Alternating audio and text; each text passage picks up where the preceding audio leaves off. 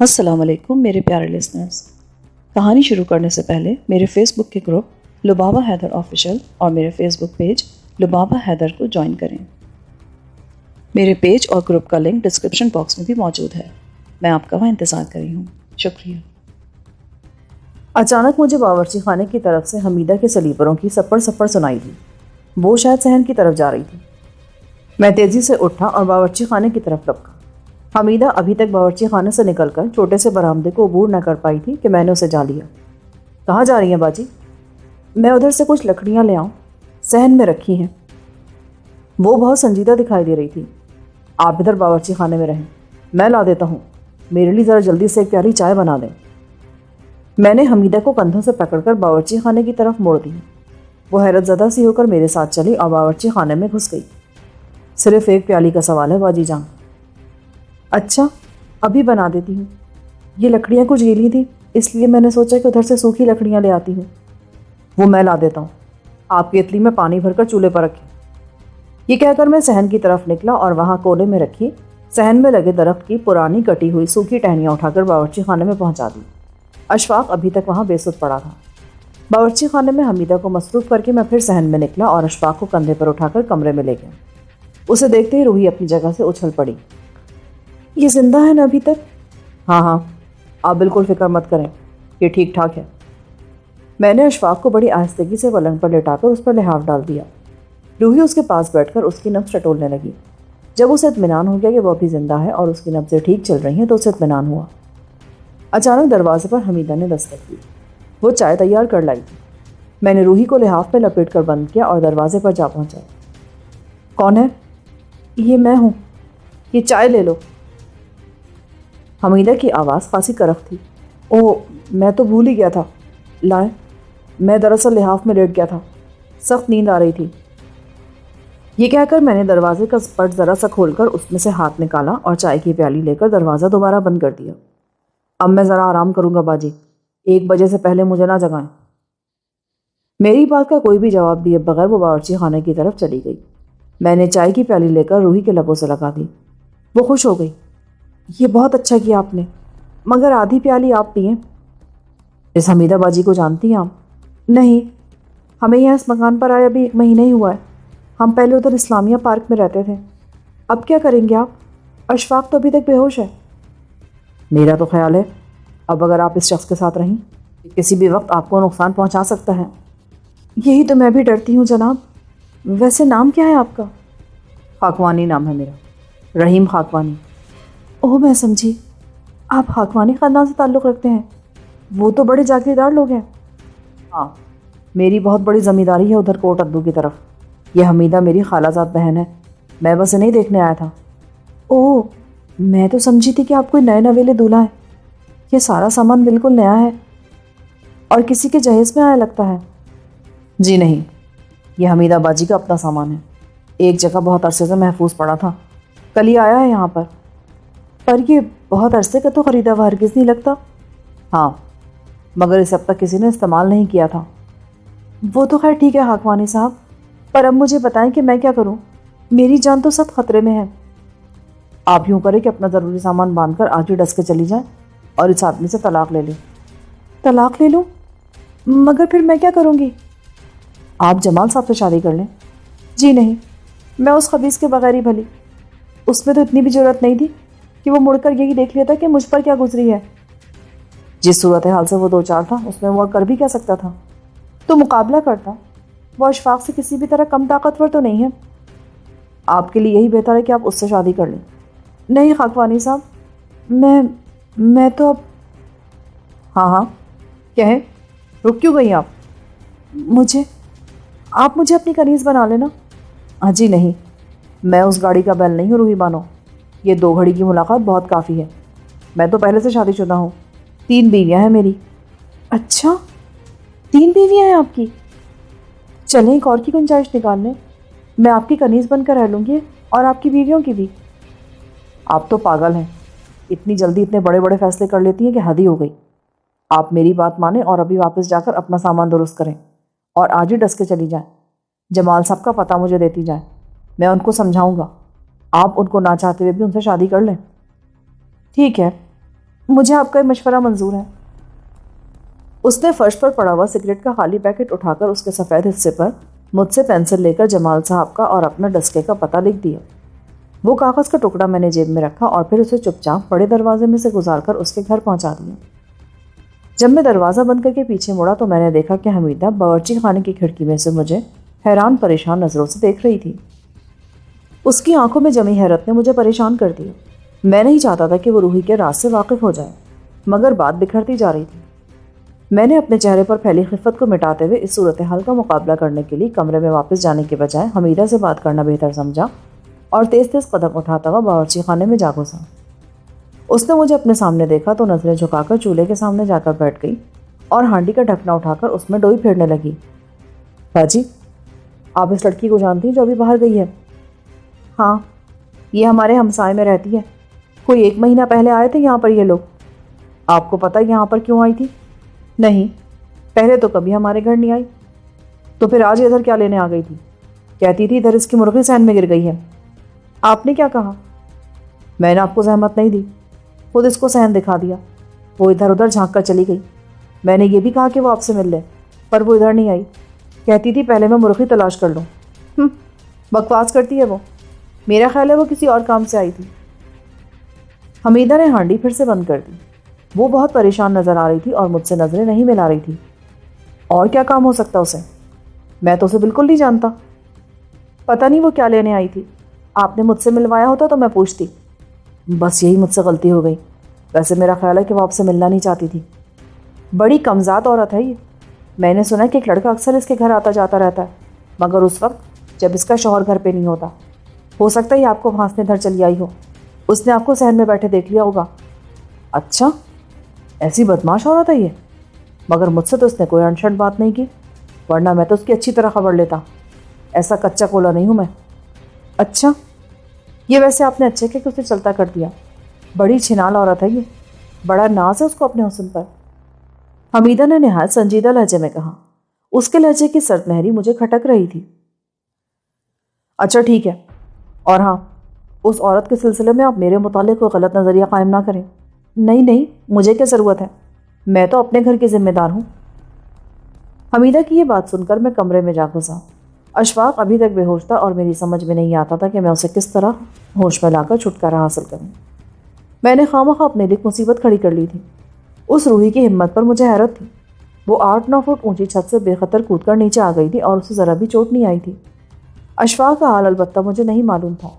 عین ممکن ہے کہ اس کی ایک آدھ ہڈی چٹک گئی ہو، کیونکہ وہ خاصا تنومند اور بھاری بھرکم آدمی تھا۔ پھر جس انداز سے وہ مجھ سے ٹکرایا تھا اور جس آہنی عزم سے وہ مجھ سے الجھ گیا تھا، اس سے تو یہی معلوم ہوتا تھا کہ جب وہ نیچے کودا تھا تو اسے کوئی چوٹ نہیں آئی تھی۔ میں کتنی دیر تک کمرے میں بیٹھا اپنے آپ سے الجھتا رہا۔ میں اس انتظار میں تھا کہ روحی گھر سے روانہ ہونے سے پہلے مجھے ضرور خبردار کرے گی۔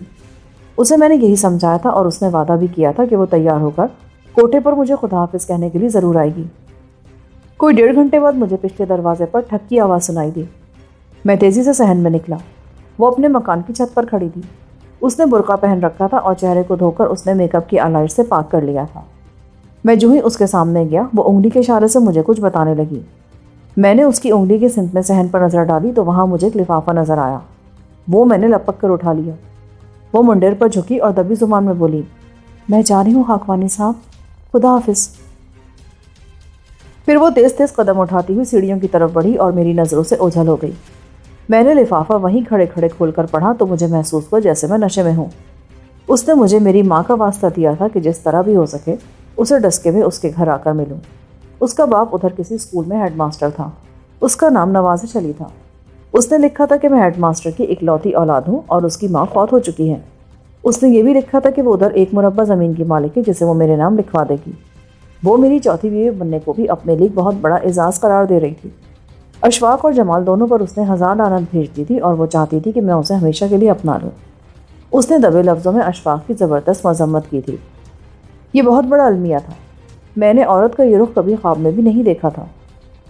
لفافہ جیب میں ڈال کر میں کمرے میں واپس پہنچا اور دیکھا کہ اشفاق لحاف کے اندر کسمس آ رہا تھا۔ اس کا چہرہ اس بات کا غماز تھا کہ اسے ہوش آ رہا ہے۔ تب مجھے اس کا وہ خنجر یاد آیا جو میں بے خیالی میں وہیں صحن میں بھول آیا تھا۔ حمیدہ اس وقت بھی باورچی خانے میں بیٹھی تھی۔ میں بھاگ کر صحن میں نکلا اور خنجر ہاتھ میں لے کر کمرے میں آ گیا۔ اس وقت تک اشفاق نے آنکھیں کھول دی تھی اور وہ حیران پریشان ہو کر چاروں طرف دیکھ رہا تھا۔ اس کی نگاہ مجھ پر پڑی تو وہ بدک کر اٹھا اور لحاف الگ پھینک کر سیدھا ہو گیا، مگر پھر اچانک اسے گردن کے پٹھوں پر بوجھ سا محسوس ہوا تو وہ اپنی گدی سہلانے لگا۔ اب کیا حال ہے آپ کا؟ میں نے اس کے سامنے کرسی پر بیٹھتے ہوئے کہا۔ خنجر میرے ہاتھ میں تھا۔ اس نے میری بات کا کوئی جواب نہیں دیا۔ اب طبیعت کیسی ہے آپ کی؟ آپ ادھر صحن میں بے ہوش ہو گئے تھے۔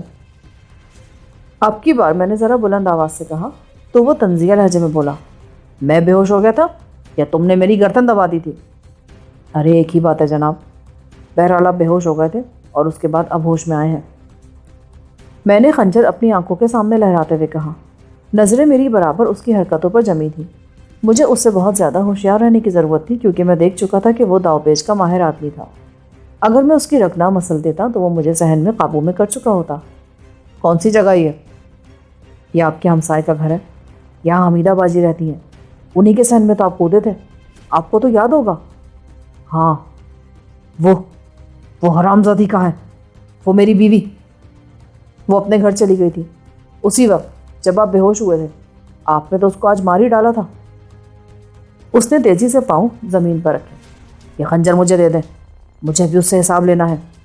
جی نہیں، میں آپ کو کسی کی جان لینے کی اجازت نہیں دے سکتا۔ تم ہوتے کون ہو ہمارے معاملے میں دخل دینے والے؟ یہ خنجر دو مجھے، یہ میرا ہے۔ کہ یہ کافی نہیں کہ یہ آپ کا گھر نہیں ہے اور مجھ پر آپ کا کوئی حق نہیں؟ ارے میں کچھ سننا نہیں چاہتا۔ میری بیوی بدچلن ہے، میں نے اسے اپنی آنکھوں سے غیر مرد کے ساتھ دیکھا ہے۔ تم سمجھتے ہو کہ میں اسے معاف کر دوں گا؟ میں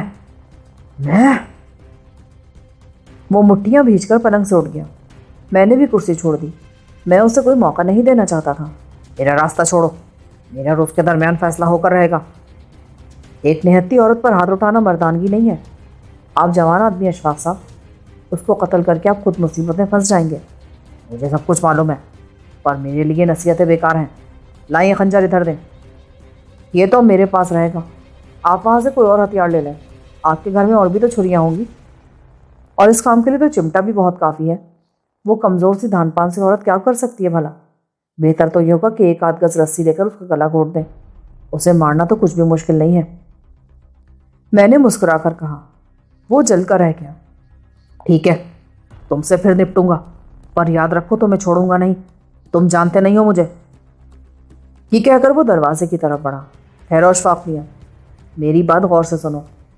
ایسی لفنگی عورت کے پیچھے تمہیں پاگل ہونے کا کیا فائدہ؟ گھر جا کر اسے طلاق دے دو، یہی تمہارے لیے بہتر ہوگا، سمجھے کہ نہیں؟ میری بات پر ٹھنڈے دل سے غور کرنا۔ یہ کہہ کر میں نے اسے ایک طرف دھکیل کر دروازہ کھول دیا۔ خنجر میرے سیدھے ہاتھ میں تھا۔ وہ تلملاتا ہوا دروازے سے نکلا اور باہر چلا گیا۔ اشفاق نے گلی کا دروازہ اپنے پیچھے تھڑاپ سے بند کیا تو میں نے دیکھا کہ حمیدہ پھٹی پھٹی نظروں سے مجھے دیکھ رہی تھی۔ وہ باورچی خانے کے باہر کھڑی تھی۔ اس کے چہرے پر پھیلا تحیر مجھے نڈھال کر گیا۔ اس تحیر میں ایک عجیب سی نفرت گھلی ہوئی تھی جس کا وہ اظہار نہیں کرنا چاہتی تھی۔ مجھے اس نے مڑتے دیکھا تو فوراً ہی باورچی خانے میں جا گھسی۔ میرا جی چاہا کہ اس کے پاس جا کر اس سے پوچھوں کہ اس کے چہرے پر اتنا حیرت اور تقدر کہاں سے پیدا ہو گیا، مگر روحی کی وجہ سے میرے دل میں خوف پیدا ہو گیا تھا۔ ابھی مجھے وہاں بیٹھے 10 منٹ بھی نہ ہوئے تھے کہ دروازے پر بڑی زوردار دستک ہوئی۔ لگتا تھا کوئی سرگزیدہ آدمی دروازے سے سر پھوڑ رہا ہے۔ میں کمرے سے باہر نکلا تو حمیدہ بھی باورچی خانے سے لپکتی ہوئی آگے بڑھی۔ آپ ٹھہرے باجی، میں دیکھتا ہوں کون بدتمیز ہے۔ میں نے آگے بڑھ کر دروازہ کھولا تو اشفاق اندھے بھینسے کی طرح مجھ سے ٹکرا کر مجھے پیچھے دھکیلتا ہوا آگے بڑھا۔ اس کی ٹکر سے تیورا کر میں سامنے کی دیوار سے جا لگا۔ وہ گندی والی بکتا ہوا میری طرف لپکا۔ ایک چمکتا ہوا خنجر اس کے ہاتھ میں تھا۔ وہ میرے بالکل سامنے آ کر رک گیا اور کڑک کر بولا، مجھے بتاؤ اس گشتی کو تم نے کہاں بھیجا ہے؟ تمہارا دماغ خراب ہو گیا اشفاق، مجھے کیا معلوم وہ کہاں گئی ہے؟ میرا اس سے کیا واسطہ؟ تم جھوٹ بولتے ہو، بتاؤ وہ کہاں گئی ہے؟ وہ میرے گھر سے سوئی تک لے گئی، سارا سامان وہاں سے غائب ہے۔ مجھے کیا پتا وہ کہاں گئی ہے؟ میرا اس سے کیا واسطہ؟ تم یوں نہیں بتاؤ گے، میں تمہارا خون پی جاؤں گا۔ یہ کہہ کر اس نے آگے بڑھ کر ایک دم خنجر کی نوک میری گردن پر رکھ دی، ٹھیک بائیں ہنسلی سے ذرا اوپر۔ اس سے بچنے کے لیے میں تیزی سے پیچھے سرکا تو میرے اور اس کے خنجر کی نوک کے درمیان ذرا سا فاصلہ پیدا ہو گیا۔ اس نے پھر خنجر آگے کیا تو میں نے اس کی کلائی دبوچ کر پوری قوت سے مروڑ دی۔ وہ بے بس ہو کر میری گرفت سے نکلنے کے لیے ایڑی پر گھوما تو اس کا بازو میں نے مروڑ کر اس کی کمر سے لگا دیا۔ وہ بہت ہی فحش گالیاں بک رہا تھا۔ غصے کی شدت نے اس کو پاگل کر دیا تھا۔ میں نے اس کی کلائی پر ذرا سا دباؤ ڈالا تو خنجر اس کے ہاتھ سے چھوٹ کر زمین پر گر پڑا۔ یوں کام نہیں چلے گا استاد، میرا خیال ہے تو اپنے دل کے ارمان نکال ہی لے۔ میں نے پاؤں کی ٹھوکر سے خنجر کو دور پھینک کر اس کی کلائی کو ذرا سا جھٹکا دیا اور پھر اس کی کمر پر گھٹنا مار کر میں نے اسے سامنے کی دیوار میں دے مارا۔ اس کا سر دیوار میں اتنے زور سے لگا کہ وہ نڈھال ہو کر زمین پر اوندھے منہ گر گیا۔ یہ کیا ہو رہا ہے میرے گھر میں؟ حمیدہ نے ہاتھ مسلتے ہوئے کہا۔ یہ بات اپنے اس پڑوسی سے پوچھیں آپ۔ یہ کہہ کر میں نے دروازہ اندر سے بند کر کے اشفاق کو اس کی گریبان سے پکڑ کر اٹھایا اور پوری قوت سے ایک گھونسا اس کے منہ پہ دے مارا، اور یہ دیکھ کر میں حیران رہ گیا کہ اس کا نچلا جبڑا ایسے انداز سے باہر نکل آیا کہ اس کی شکل ہی پہچانی نہیں جاتی تھی۔ وہ بالکل بنمانس لگ رہا تھا اس وقت۔ اشفاق درد سے بلبلا کر زمین پر گرا تو حمیدہ نے وائے ویلا شروع کر دیا۔ ہائے، تو یہ کیا کر دیا تو نے بھائی؟ یہ تو مر گیا بیچارہ۔ ہائے، میرے گھر میں خون خرابہ ہو گیا۔ وہ پاگلوں کی طرح چیخنے لگی۔ اشفاق کی آنکھیں بند ہونے لگیں۔ درد نے اس کے ہوش و حواس معطل کر دیے تھے۔ میں نے آگے بڑھ کر اس کا چہرہ ہاتھوں میں لے کر اس کے جبڑے پر باہر کی طرف سے دائیں ہاتھ سے دباؤ ڈالا تو اس کا جبڑا اپنی اصلی حالت پر آ گیا، مگر اب اس میں مقابلے کی سکت باقی نہ رہی تھی۔ اسے پانی پلائیں باجی، مسالہ کچھ زیادہ ہی لگ گیا اس کو۔ حمیدہ دوڑ کر پانی لائی۔ وہ اس نے غٹاغٹ پی کر بڑی بےچارگی کے انداز میں مجھے دیکھا، جیسے کہہ رہا ہو کہ تو چیز کیا ہے؟ ہاں تو پہلوان جی، اب کہو کیا حال ہے؟ میری بات سن کر اس کی آنکھوں سے موٹے موٹے آنسو بہ نکلے۔ میرے ساتھ آؤ، ذرا میں بھی تو دیکھوں ادھر ہوا کیا تیرے گھر میں۔ بھائی جی کیا ہوا ایسے؟ اس نے کیوں حملہ کیا تھا آپ پر؟ اس کی بیوی گھر سے بھاگ گئی ہے باجی، اور یہ کہتا کہ وہ اپنا سارا سامان بھی ساتھ لے گئی ہے۔ پر اس نے آپ پر کیوں ہاتھ اٹھایا؟ پتہ نہیں، یہ کہتا اس کی بیوی کو بھگانے میں میرا ہاتھ ہے، حالانکہ میں تو اس بیچاری کو جانتا تک نہیں۔ پہلی بار زندگی میں نے یہ گلی دیکھی ہے، اور اس کی منحوس صورت بھی میں آج ہی دیکھ رہا ہوں، اس بے غیرت کی۔ ہائے میں مر گئی، کیسے کیسے گھالے مالے ہو رہے ہیں یہاں۔ وہ نوچی پتہ نہیں کس کے ساتھ بھاگی ہے۔ اشفاق لڑکھڑاتا وہ اپنے گھر کے کھلے دروازے میں داخل ہوا تو مجھے محسوس ہوا کہ وہ بہتان نہیں باندھ رہا تھا۔ اس کی گھاگ بیوی ہاتھ دکھا گئی تھی۔ جب میں حمیدہ کے کمرے میں بیٹھا تھا تو مجھے گلی میں سے ٹرک گزرنے کی آواز تو سنائی دی تھی، مگر مجھے یہ معلوم نہیں تھا کہ اس کا بندوبست روحی نے کیا ہے۔ اشفاق کو ساتھ لے کر میں اس کے مکان کے چاروں کمروں میں گھوما۔ ہر طرف بس کاٹ کباڑ ہی دھرا نظر آتا تھا۔ روحی وہاں سے سارا قیمتی سامان ٹرک میں لاد کر لے گئی تھی۔ اشفاق پھٹی پھٹی نظروں سے اپنے خالی ڈھنڈار گھر کو یوں دیکھ رہا تھا جیسے کوئی بھیانک خواب اس کی آنکھوں میں منجمد ہو کر رہ گیا ہو۔ میں نے اسے جھلنگا سی چارپائی پر بٹھایا تو وہ اس پر یوں ڈھہ گیا جیسے وہ کڑے کوسوں کی مسافت طے کر کے وہاں تک پہنچا ہو۔ اس کا رنگ زرد ہو رہا تھا۔ تمہارا تو حلیہ بگڑ گیا میرے یار، ذرا حوصلے سے کام لو۔ میں تمہارا دشمن نہیں ہوں پیارے، ذرا اپنی ہوا روک۔ یہ کہہ کر میں نے اس کے کندھے تھپ تھپائے۔ وہ مجھے تباہ کر گئی، وہ خبیث عورت۔ میں اسے زندہ نہیں چھوڑوں گا، جان سے مار دوں گا۔ غصے کی ایک اور تیز کٹیلی لہر اس کے سر تک پہنچی اور اس کی آنکھیں پھر سے خون آلود ہونے لگیں۔ مجھے ان حالات کا قطعاً علم نہیں تھا جس نے ان کی زندگی میں زہر گھول دیا تھا۔ میں تو اب تک اس کی بڑھتی ہوئی وحشت سے اپنا ہی تحفظ کرتا چلا آ رہا تھا۔ وہ مجھے اپنی اس بربادی کا ذمہ دار ٹھہراتا تھا۔ یہی وجہ تھی کہ میرے ساتھ اس کا رویہ نہایت ہی توہین آمیز تھا۔ ٹھیک ہے بیٹا، تو جاؤ اس کے پیچھے جا کر اسے قتل کر دے، میری بلا سے۔ خدا حافظ۔ یہ کہہ کر اسے اسی منہدم حالت میں چھوڑ کر میں باہر آ گیا۔ اس کے گھر کی وہ اجڑی صورت میرا دل دہلاتی تھی، اور مجھے نہیں معلوم تھا کہ اس نے اپنی بیوی کو کن اذیتوں سے دوچار کر رکھا تھا جس سے تنگ آ کر اس نے ہمیشہ کے لیے اس کے چمن سے اپنا آشیانہ اٹھا لیا تھا۔ حمیدہ کے گھر واپس پہنچ کر میں نے اندر سے کنڈی لگائی اور سیدھا باورچی خانے میں جا پہنچا۔ حمیدہ بہت پریشان تھی۔ بھائی جی، آپ مجھے صحیح بات کیوں نہیں بتاتے؟ آخر یہ آدمی آپ پر کیوں چڑھ دوڑا تھا؟ مجھے نہیں معلوم، اس کی بیوی ذرا دیر کے لیے ادھر آئی تو ضرور تھی، مگر وہ مرغی کی تلاش میں تھی، اس سے زیادہ مجھے کچھ نہیں پتا۔ حمیدہ میری یہ بات سن کر چپ ہو گئی، مگر اس کے رویے سے ایسا لگ رہا تھا کہ اسے میری بات پر اعتبار نہیں آیا، اور وہ میری توقع سے کہیں زیادہ معلومات سینے میں سمیٹے بیٹھی ہے۔ ابھی کھانا تیار ہونے میں شاید کافی دیر تھی، اور اس نے جو چائے میرے لیے تیار کی تھی وہ کیتلی میں پڑی پڑی ٹھنڈی ہو رہی تھی۔ اس نے ایک بار پھر قہوہ چولہے پر رکھا اور چند ہی منٹ میں ایک پیالی چائے تیار کر کے اس نے میرے سامنے رکھ دی۔ میں ابھی تک اس کے پاس ہی بیٹھا تھا کہ دروازے پر دستک ہوئی۔ میں سمجھا کہ اشفاق پھر آ گیا۔ میں تیزی سے باہر نکلا اور زمین پر پڑا اس کا خنجر اٹھا کر میں نے سیدھے ہاتھ میں لیا۔ میں نے بڑی احتیاط سے دروازہ کھولا تو میرے سارے اندازے غلط ثابت ہو گئے۔ میرے سامنے اشفاق نہیں آبی کھڑا تھا، ماجدہ اس کے پہلو سے لگی تھی، دونوں کے منہ لٹکے تھے۔ مجھے نظر انداز کرتے ہوئے وہ دونوں آگے بڑھے اور چپ چاپ چلتے ہوئے کمرے میں جا گھسے۔ ان کی وہ لٹکی ہوئی صورتیں دیکھ کر میں تلملا کے رہ گیا۔ صاف دکھائی دے رہا تھا کہ وہ آسیہ کے بارے میں کوئی اچھی خبر نہیں لائے ہیں۔ میں نے دروازہ بند کیا اور آبی کے پاس پلنگ پر جا بیٹھا۔ کیا بات ہے؟ تم دونوں کچھ پریشان نظر آتے ہو، خیر تو ہے نا؟ خیر نہیں ہے جیلانی، ہم تیرے لیے کوئی اچھی خبر نہیں لائے۔ آخر ہوا کیا بھائی؟ اب تو میرے لیے کوئی بھی خبر بری نہیں رہی، مجھے بتاؤ کہ تم نے وہاں کیا دیکھا؟ آبی کے چہرے پر دھواں سا پھیل گیا۔ وہ آپ کی بہن آسیہ یہاں سے رات ہی رات کسی اور جگہ بھیج دی گئی ہے۔ ماجدہ نے آبی کی مشکل آسان کرتے ہوئے مجھے صحیح صورتحال سے آگاہ کیا۔ تو یہ بات ہے، انہوں نے اس شیر دل آہو سے سب کچھ معلوم کر لیا ہے۔ وہ ہم سے خوفزدہ ہو گئے ہیں آبی، انہیں ہماری قوت کا اندازہ ہو گیا ہے۔ ظاہر ہے ہم بغل میں ایٹم بم جو لیے پھرتے ہیں۔ آبی نے طنز کیا۔ جیلانی میاں، انہوں نے آسیہ کو راول پنڈی جیل میں منتقل کر دیا ہے اور ہمارے وہ 20,000 بھی گل ہو رہے ہیں جو ہم ڈاکٹر کو دے کر آئے تھے۔ وہ روپیہ ہم واپس لے لیں گے، پر سوال یہ کہ یوں اچانک انہوں نے اسے پنڈی کیوں بھیج دیا؟ یہ سب کچھ آہو کے مشورے پر ہوا ہے، ہمیں آہو کو یوں چھوڑنا ہی نہیں چاہیے تھا۔ بڑا ہی یار آدمی ہے بھائی وہ تو، کیسی پٹخنی تھی اس نے ہمیں، این کالف لکھ کر اس نے تو ہمیں مروا ہی دیا۔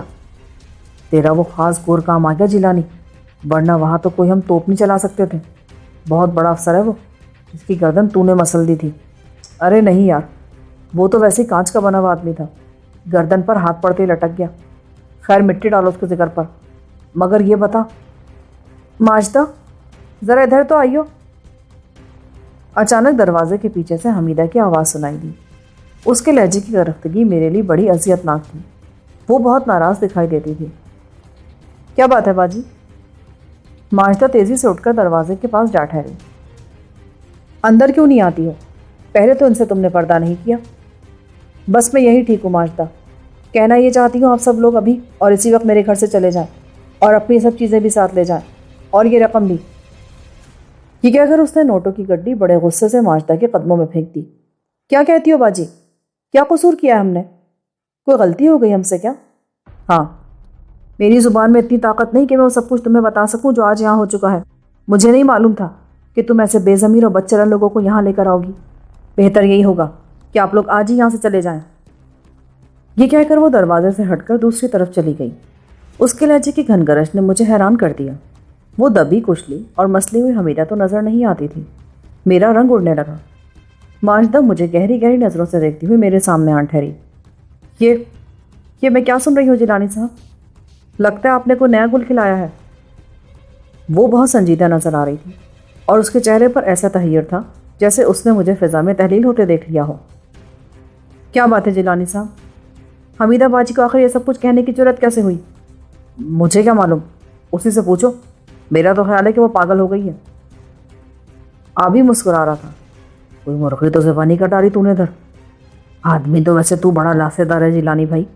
او نہیں یار، یہ عورتیں بس ایسی ہوتی ہیں، پل میں تولا پل میں ماشا۔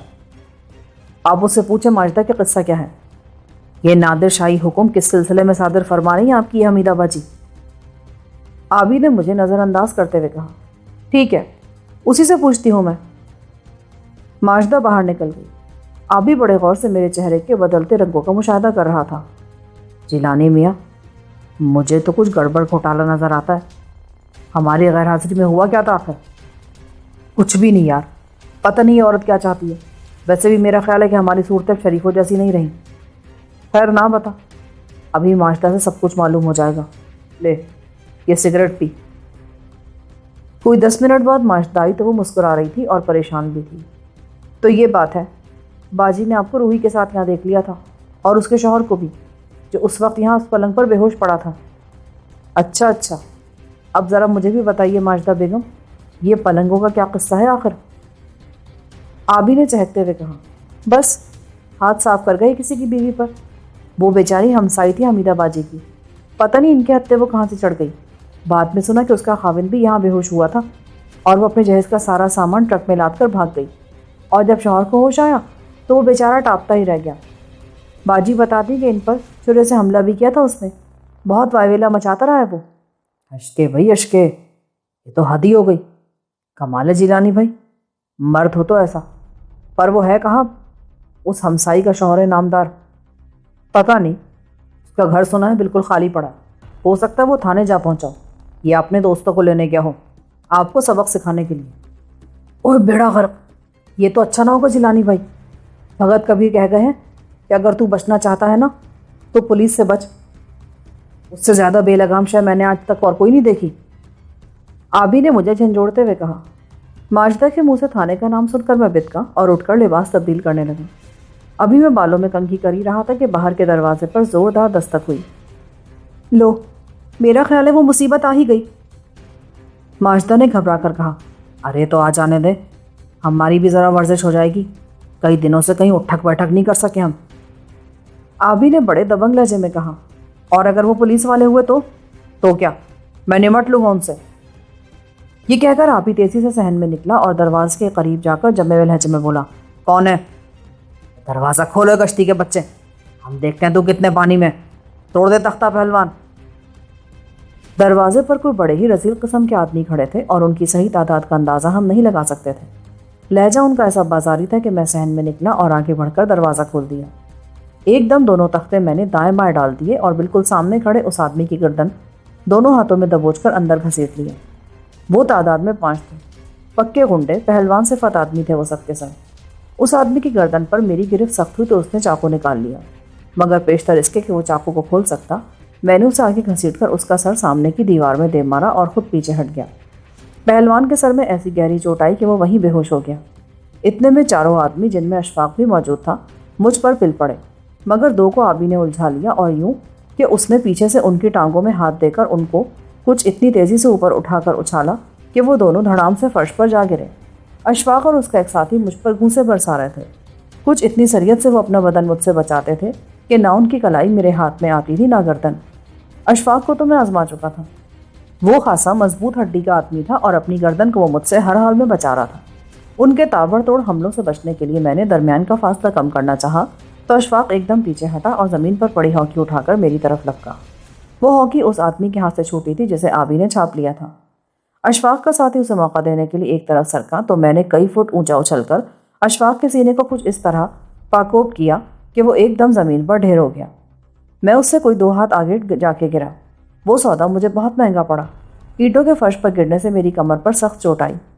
ابھی میں سنبھل بھی نہ پایا تھا کہ اشفاق کا ساتھی مجھ سے گتھم گتھا ہو گیا. یہی میں چاہتا تھا.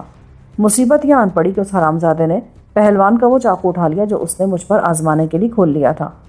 میں نے لیٹے لیٹے بائیں ہاتھ سے اس کی گردن کی رگ مسل دی. کچھ اتنی سختی سے میں نے اس کی گردن دبائی کہ میرا انگوٹھا خاصا گہرا دھنس گیا.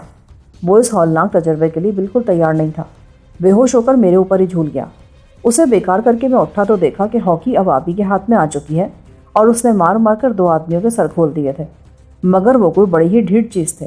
ابھی تک اس سے الجھے ہوئے تھے. ان کے سروں سے خون بہہ کر ان کے چہروں کو تر کر رہا تھا, مگر وہ آبی سے ہار نہیں مانتے تھے. میں نے آبی کا کام آسان کرنے کے لیے آگے بڑھ کر ایک پہلوان کے منہ پر نچلے جبڑے کو تاک کر مولا علی کا نام لے کر ایک زوردار مکہ لگایا تو اس کا جبڑا اپنی جگہ چھوڑ کر دوسری طرف نکل گیا. وہ ضرب اتنی شدید تھی کہ وہ آدمی وہیں ڈھہ گیا.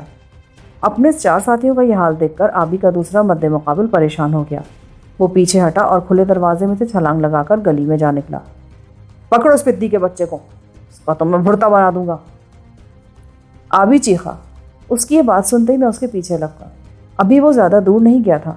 حالت اس کی ایسی ناگفتگو تھی کہ اس سے بھاگا بھی نہیں جا رہا تھا. گلی میں کئی آدمی تماشا دیکھنے کے لیے دروازے پر جمع تھے. میں ان کی بھیڑ کو چیرتا ہوا نکلا اور اسے 16ویں قدم پر جا کر پکڑا. میری گرفت سے بچ نکلنے کی کوشش میں اس سگزادے نے میری بائیں کلائی پر اپنے دانت گاڑ دیے. یوں کہ میں درد سے بلبلا اٹھا. کلائی چھڑانے کے لیے میں نے پوری قوت سے اس کی گدی پر کھڑے ہاتھ کی چوٹ لگائی تو اس کا منہ کھل گیا.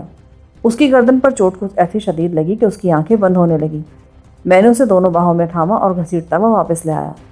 آبی دروازے میں کھڑا تھا اور غصے میں بری طرح پھونک رہا تھا. وہ سمجھا کہ شاید ابھی تک اس آدمی کے قصبل نہیں نکلے. اس نے ہمیں بہت گالیاں دی. آبی نے اسے میرے ہاتھوں سے جھپٹ لیا. وہ نڈھال تو ہو ہی رہا تھا. آبی کے ہاتھوں میں جاتے ہی وہ دوہرا ہو گیا. آبی نے بائیں ہاتھ سے اس کے بال پکڑے اور دائیں ہاتھ سے شلوار کے نیفے کو گرفت میں لے کر اسے زمین سے اوپر اٹھا کر ذرا دیر کے لیے آگے پیچھے جھلاتے ہوئے پوری قوت سے دیوار میں دے مارا. اس کی تو شاید ہڈیاں ہی چٹک گئیں، وہ ایسا گرا کہ پھر دیر تک نہ اٹھ سکا۔